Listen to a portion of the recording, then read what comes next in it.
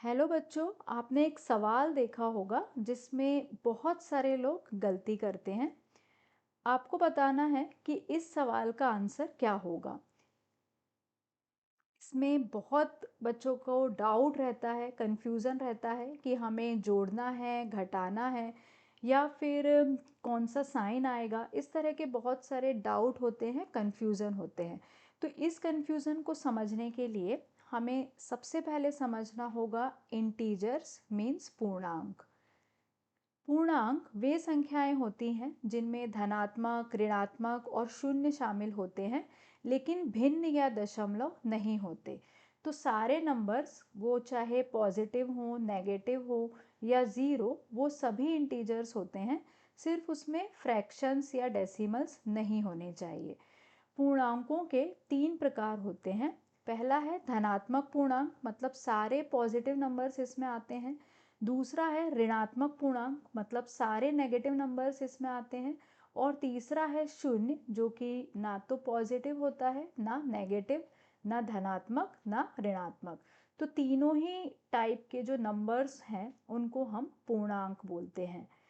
तो कौन से नंबर पूर्णांक नहीं होते? जो भी दशमलव वाले नंबर होते हैं, चाहे वो पॉजिटिव हो या नेगेटिव, अगर वो दशमलव वाले नंबर हैं या फिर अगर वो भिन्न है तो उनको हम पूर्णांक नहीं बोलते।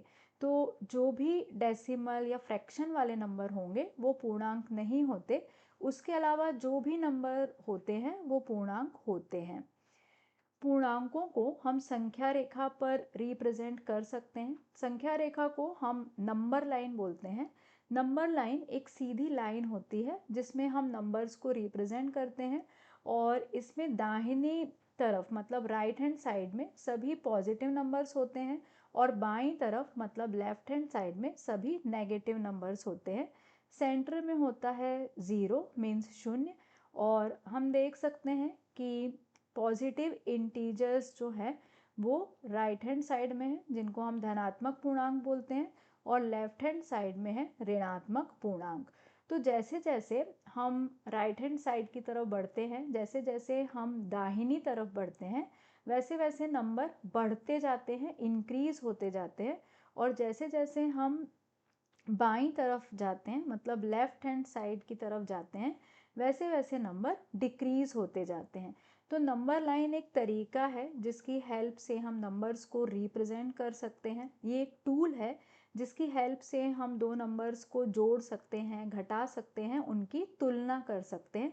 क्योंकि हम देख सकते हैं कि नंबर लाइन पे जो नंबर राइट हैंड साइड में होते हैं वो नंबर बड़े होते हैं, और जो नंबर लेफ्ट हैंड साइड की तरफ होते हैं वो नंबर छोटे होते हैं। अब हम अपने सवाल पे आते हैं जहाँ से हमने स्टार्ट किया था कि किस तरीके से हमें सवाल हल करने हैं। तो तीन चीज़ें हमें ध्यान रखनी है। सबसे पहला है कि कहाँ से हमें शुरू करना है, स्टार्ट कहाँ से करना है। दूसरा हम देखते हैं हमें किधर जाना है, मतलब कि डायरेक्शन क्या रहेगी। और तीसरा हम देखते हैं कि हमें कितने कदम चलना है, मतलब स्टेप्स कितने लेने हैं। तो कोई भी सवाल होता है उसमें हमें दो नंबर्स दिए होते हैं और बीच में कोई साइन होता है। फॉर एग्जाम्पल हम यहाँ पे एक सिंपल सवाल लेते हैं 2+4। तो जो सबसे पहला नंबर है वो हमें बताता है कि हमें कहाँ से शुरू करना है। बीच में हमें साइन दिखेगा, जैसे यहाँ पे तो प्लस साइन है। ये साइन हमें बताता है कि हमें किधर जाना है, मतलब कौन सा डायरेक्शन हमें फॉलो करना है। अगर यहाँ पे प्लस है तो हम दाहिनी साइड जाएंगे, मतलब कि राइट हैंड साइड की तरफ जाएंगे। और अगर यहाँ पे माइनस है तो हम बाएं साइड जाएंगे, मतलब कि लेफ्ट हैंड साइड की तरफ जाएंगे। और जो लास्ट नंबर है वो हमें बताता है कि हमें कितने कदम चलने हैं, मतलब कितने स्टेप्स लेने हैं। तो यहाँ पे ये नंबर लाइन है और सबसे पहले 2 दिया हुआ है तो हम स्टार्ट करेंगे 2 से। उसके बाद साइन है प्लस। प्लस का मतलब होता है हमको राइट साइड में चलना है, तो डायरेक्शन यहाँ पे डिसाइड हो गया कि हमें किधर जाना है। उसके बाद है 4, मतलब कितने स्टेप्स हमें लेने हैं।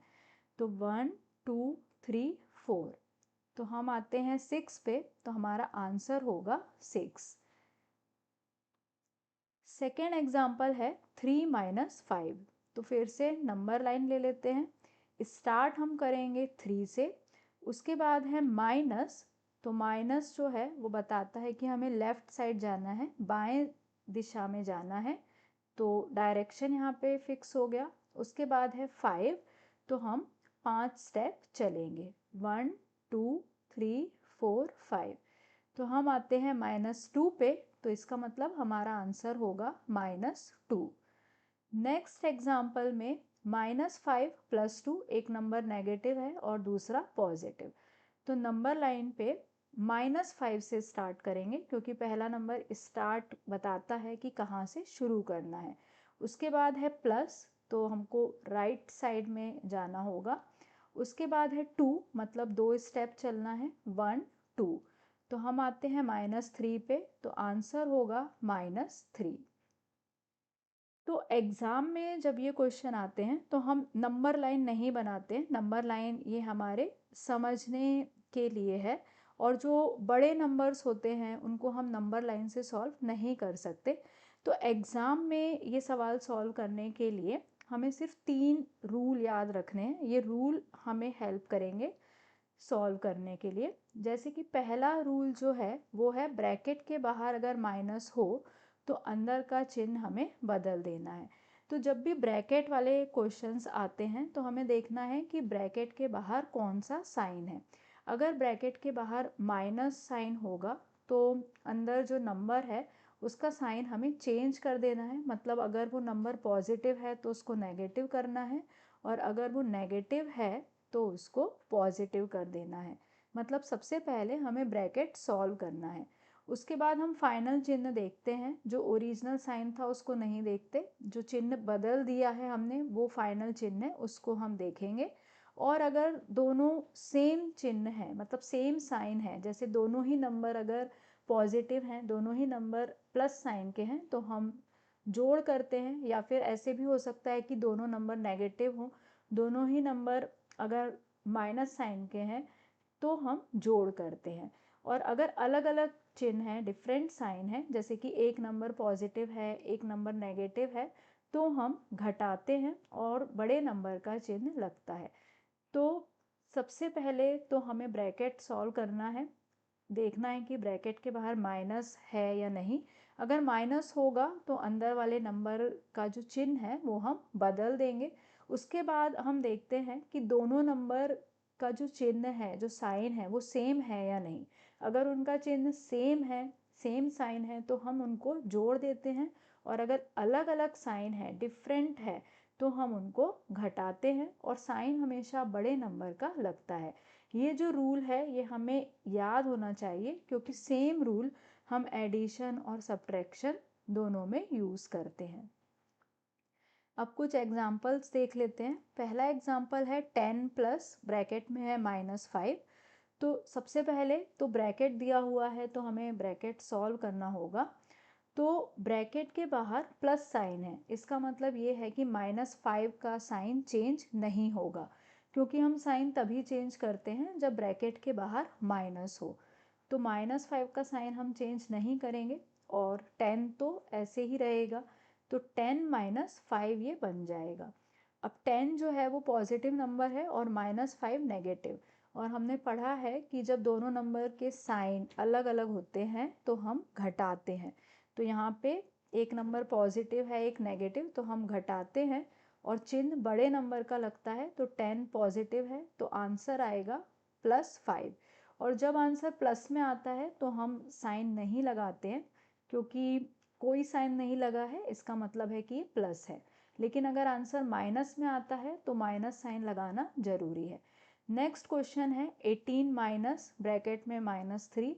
तो -3 है और ब्रैकेट के बाहर माइनस है, और जब ब्रैकेट के बाहर माइनस होता है तो अंदर वाला जो नंबर है उसका साइन चेंज होता है। तो ये बन जाएगा 18 + 3।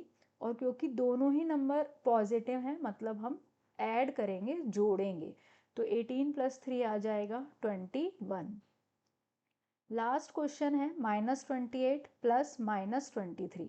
-23 है लेकिन ब्रैकेट के बाहर प्लस है, तो इसका मतलब -23 का साइन चेंज नहीं होगा, ये आएगा -28 -23, और दोनों ही नंबर जो हैं वो ऋणात्मक हैं, दोनों ही नंबर नेगेटिव हैं, तो दोनों नंबर ऐड हो जाएंगे और फाइनल आंसर आएगा -51।